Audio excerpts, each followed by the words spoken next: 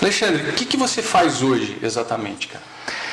Bom, Carito, o que eu estou fazendo da minha vida, na verdade, né? Porque eu mudei minha vida completamente. Eu simplesmente fugi do grande centro, fiz o caminho contrário, voltei para o interior para trabalhar com comunicação. Eu me considero um comunicólogo, porque atuei em tudo quanto é frente que você pode imaginar na comunicação.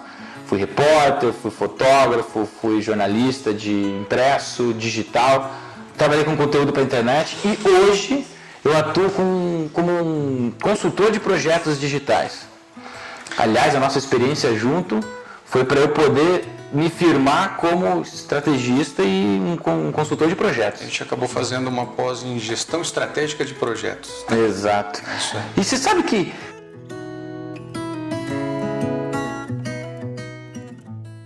a pós, ela foi uma puta de uma coincidência. Aliás, a minha vida empresarial tem muitas coincidências. Eu faço algo, gera um não e aquilo se reflete positivamente. Eu precisava dar aula quando voltei para a minha cidade. Eu precisava dar aula para a nossa região aqui.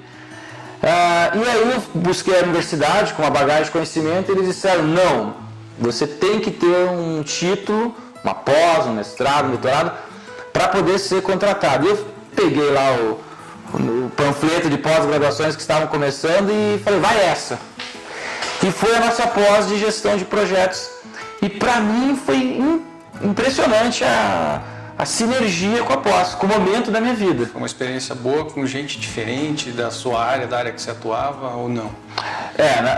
Pouco. Teve até é legal essa pergunta, porque teve um professor nosso que um dia me chamou para fora da sala e falou, quem é você, cara? Aí eu falei, não, como assim quem é você? Você fica meio ressabiado, quem é você? Ele falou, não, porque o teu perfil de comunicação é diferente de toda a turma. Você veio de algum lugar? Daí eu falei, professor, eu sou da área da comunicação, a maioria das pessoas ali na turma, né, são de outras áreas, né? E eu morei muitos anos fora, eu estou há 20 anos fora aqui da nossa região. Morei em São Paulo, no Rio de Janeiro, em Curitiba. E aí ele falou, bem se vê que você tem um perfil de comunicar-se de forma diferente, né?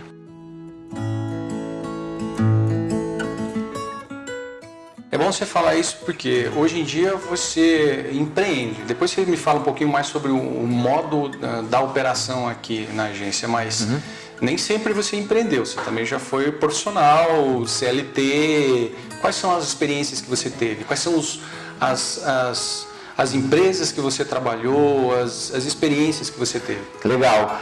Quando eu cheguei em São Paulo, eu tinha um tio lá que falou, vai trabalhar com esse povo aqui, ver se você consegue uma abertura. E era uma agência de publicidade grande de São Paulo. Você já começou numa agência?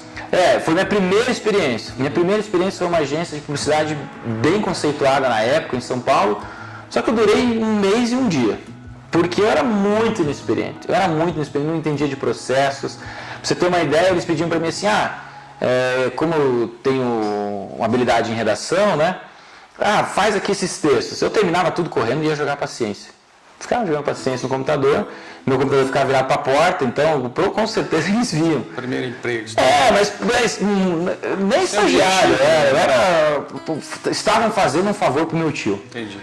E eu não entendia nada de como as coisas funcionavam e tudo bem.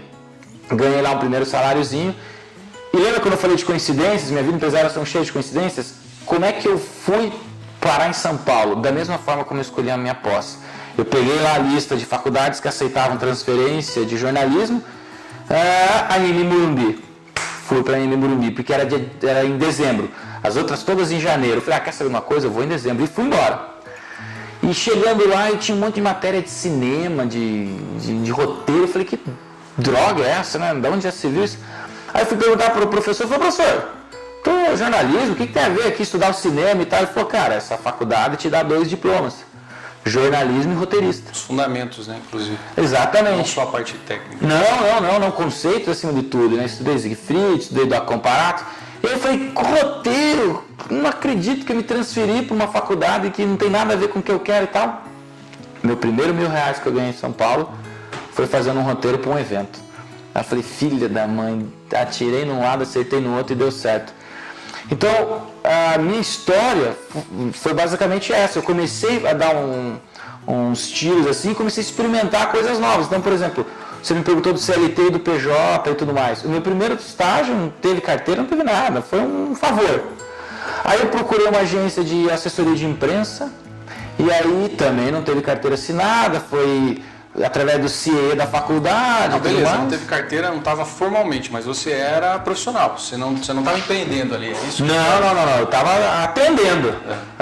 Aí a secretária foi mandada embora, então aí me ofereceram tanto o serviço da secretária quanto o serviço do estagiário de jornalismo e eu dobrei o salário, abracei a oportunidade. E tem um detalhe, cara, à noite, sexta e sábado à noite, eu não me inscrevi, eu bati na porta de um bar, que uns amigos meus trabalhavam, e falei, eu sei fazer caipirinha. E os caras me contrataram de barman.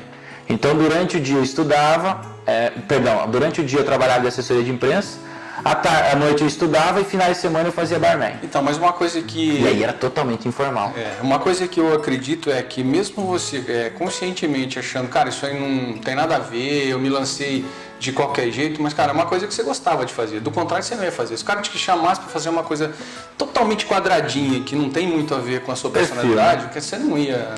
Não, você tem razão. Eu digo assim, primeiro, necessidade. As coisas vão se conectando, mesmo que sejam inconscientes. Total. E o acaso, para quem acredita no acaso, para quem não acredita, ele favorece as mentes conectadas.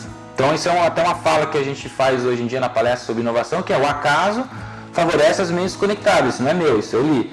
E é verdade, cara, se você tem pessoas conversando, faz parte de um Rotary aqui, de um Lions, de uma igreja, tá?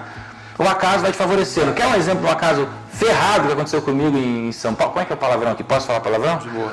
O acaso do caralho que aconteceu comigo em São Paulo, eu bati na porta de uma pensão, porque eu precisava arrumar um lugar para morar, e um senhor japonês que me atendeu falou, tem esse quarto, mas já está tudo ocupado. Mas me deixa aqui o seu telefone que a hora que liberar um quarto eu te ligo. E meu telefone era 45. Na época, meu celular ainda era 45. Aí ele olhou 45, você é de onde? Eu falei, sou de Toledo, no Paraná. Aí ele falou, Toledo, você conhece? E falou o nome de um empresário aqui na nossa região, também japonês. Eu falei, claro, meus pais minha mãe trabalha com eles. Aí ele falou, não acredito. Eu falei, pois é. Ele falou, então o quarto é teu, porque eu sou amigo de infância deles. E você vai ficar aqui só para me contar como é que eles estão. E uma coisa incrível, esteja onde você estiver, sempre tem um cara conhecido que conhece alguém. Um link sempre vai existir. Incrível isso. As pessoas sempre, na época do Orkut, a gente dizia que a distância mais curta entre duas pessoas eram 6 pessoas. No Facebook isso começou a cair para 4, 5. E hoje a distância mais longa entre duas pessoas, ou a mais curta entre duas pessoas, é um clique. Eu tô falando com esse negócio de Facebook, de Orkut, eu dizer, cara, você se denunciou pra caramba. Eu não preciso esconder que eu tô de barba branca, mas... Não, mas a calvície, o creme é bom, mas a calvície não tem como lutar contra.